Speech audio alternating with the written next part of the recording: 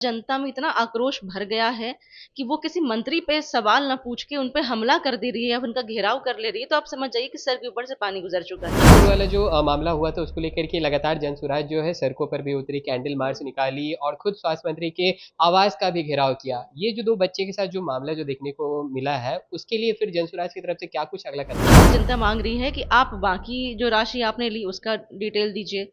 दूसरी बात, अगर आपने जो 25 लाख रुपए लौटा भी उसका डिटेल दीजिए। और आपने अभी तक इस चीज को छुपा के क्यों रखा? सार्वजनिक जब इस पे सवाल पूछा गया तो भी आप गोल मटोल करके जवाब दे रहे हैं। पुलिस कभी भी जो परिवार से बयान आ रहे हैं या परिवार के लोगों से ने जो इन्फॉर्मेशन शेयर किया है कि वो पुलिस कभी भी उनका सहयोग नहीं कर रही है, उन्हें डरा धमका रही है। रात जो एक सीमा निर्धारित है, जो पुलिस जिस समय के बाद नहीं जा सकती उस वक्त के बाद उनके घर में जाती है। नमस्कार, डेमोक्रेटिक लाइव में आप सभी का स्वागत है। मैं वेद सिंह। देखिए, मंगल पांडे, बिहार के स्वास्थ्य मंत्री मंगल पांडे के ऊपर लगातार प्रशांत किशोर जो है प्रतिदिन बड़े बड़े खुलासे करते हुए नजर आ रहे हैं।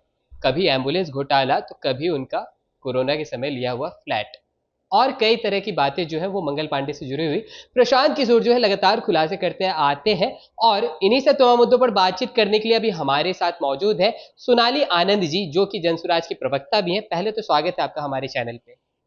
बहुत बहुत धन्यवाद।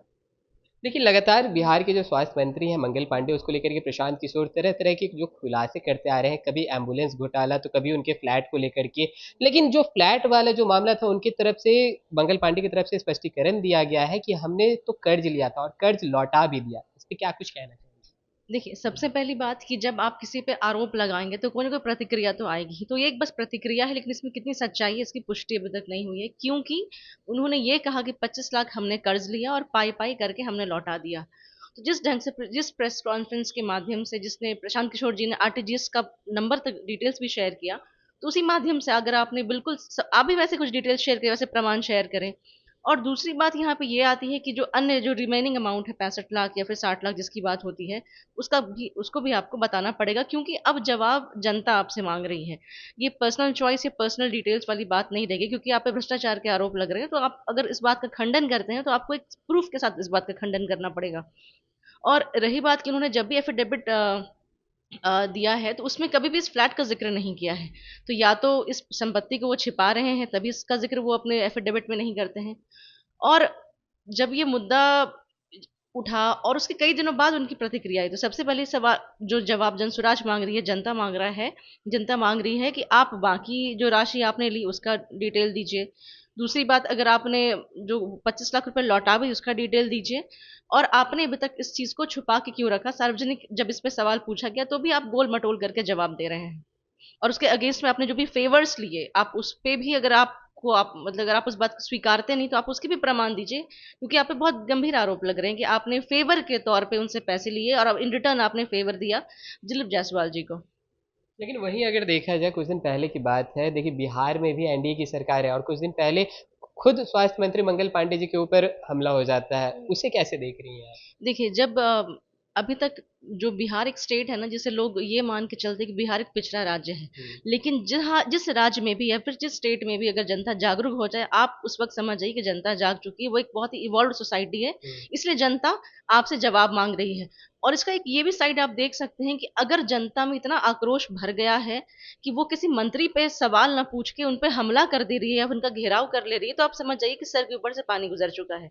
क्योंकि इससे पहले भी जब कुड़री में घटना बलात्कार की हुई थी एक बच्ची के साथ, उसके साथ भी क्या स्वास्थ्य विभाग ने किया और उसको कैसे वो आगे ले गए, वो सब जनता के आंख के सामने है। दूसरी चीज, अभी अभी यहाँ पे जिस जो बच्चों के साथ बहुत बड़ा अन्याय हो गया, उनके फैमिली के साथ बहुत बड़ा अन्याय हो गया, उसके बाद भी आज तक पोस्टमार्टम या फिर डेथ की रिपोर्ट्स का कारण क्या था ये सामने नहीं आया, जिसमें हेल्थ विभाग का बहुत बड़ा रोल है। क्योंकि ये मैक्सिमम टाइम 2 से 3 दिन होना चाहिए, किसी भी बहुत से अगर कॉम्प्लिकेटेड केस भी है ये, तो 2 से 3 दिन में इसका खुलासा हो जाना चाहिए। बट 14-15 दिन बीतने के बावजूद भी अगर ये अभी तक नहीं खोला कि डेथ का कारण क्या था, तो आपकी सरकार या फिर आपका डिपार्टमेंट क्या कर रहा है? लेकिन एट द सेम टाइम कि जो भी प्रदर्शन हुआ या जो भी घेराव हुआ मंत्री जी का, वो किसने किया, कैसे हुआ, उसका खुलासा या फिर उसका इन्वेस्टिगेशन पुलिस कर लेती है। लेकिन उन बच्चों को किसने मारा, क्यों मारा, क्या कारण था, उस पे पुलिस अभी तक काम नहीं कर पाती है। तो ये आप बिल्कुल कहिए कि जो पूरा एक सिस्टम है लॉ एंड ऑर्डर का, सरकार उसको अपने लिए यूज कर रही है, अपने फेवर के लिए यूज कर रही है, अपने फायदे के लिए यूज कर रही है। और जो भी घटनाएं घटी, मुझे तो लगता है कि ये अगर थोड़ा बहुत भी अगर रिस्पॉन्स टाइम लेट होता तो बहुत बड़ी घटना घट सकती थी। लेकिन अभी भी इस घटना के बावजूद भी उन्हें एक लेसन लेना चाहिए, और जो भी चीजें बिहार में घट रही हैं एटलीस्ट को दुरुस्त करने की बात करनी चाहिए। देखिए वही अगर बात करें कुछ दिन पहले की, तो मुजफ्फरपुर वाला जो बालिका के साथ, जो बच्ची के साथ जो दुर्घटना हुआ था, उसको लेकर के भी जनसुराज जो मुखर थी। और ये जो दो बच्चे के साथ जो हुआ, उस समय भी जनसुराज के कई बड़े जो चेहरे हैं, बड़े जो नेता हैं, वो वहाँ पहुंचे थे। क्या कुछ सुनने के लिए मिला था वहां से? देखिए, अभी तक यही सुनने को मिल रहा है कि पुलिस कभी भी जो परिवार से बयान आ रहे हैं, परिवार के लोगों से ने जो इन्फॉर्मेशन शेयर किया है कि वो पुलिस कभी भी उनका सहयोग नहीं कर रही है, उन्हें डरा धमका रही है। रात जो एक सीमा निर्धारित है, जो पुलिस जिस समय के बाद नहीं जा सकती, उस वक्त के बाद उनके घर में जाती है, पोस्टमार्टम करती है। पोस्टमार्टम करने के बाद उन्हें अपने घर नहीं छोड़ के वो जहाँ के मूल निवासी समस्तीपुर, उन्हें वहां छोड़ देती है ताकि वो मीडिया के संपर्क में ना आ सके। तो जो भी चीजें हैं वो विक्टिम के फेवर में नहीं पुलिस कर रही है, उन्हें सपोर्ट करने के लिए नहीं कर रही है। बाकी जो भी कल्प्रिट है या फिर सिस्टम, क्योंकि ये बड़ा मुद्दा तूल ना पकड़ ले, सरकार को एक कवरेज देने के लिए एक सिस्टम यहाँ पे पुलिस काम कर रही है। यानी यहाँ पे देखा जाए तो एक तरह से सिस्टम जो है बिहार की, वो फेलियर है। बिल्कुल बिल्कुल, क्योंकि अगर देखिए मीडिया जिस बात को कवर करेगा या फिर विपक्षी दल जिस बात को हाईलाइट करेंगे, तो जनता को मौका मिलेगा, तो उसे दबाने का काम आप लॉ एंड ऑर्डर के माध्यम से या फिर पुलिस के माध्यम से कर रहे हैं, क्योंकि पुलिस के माध्यम से ही आप इस चीजों को कर सकते हैं।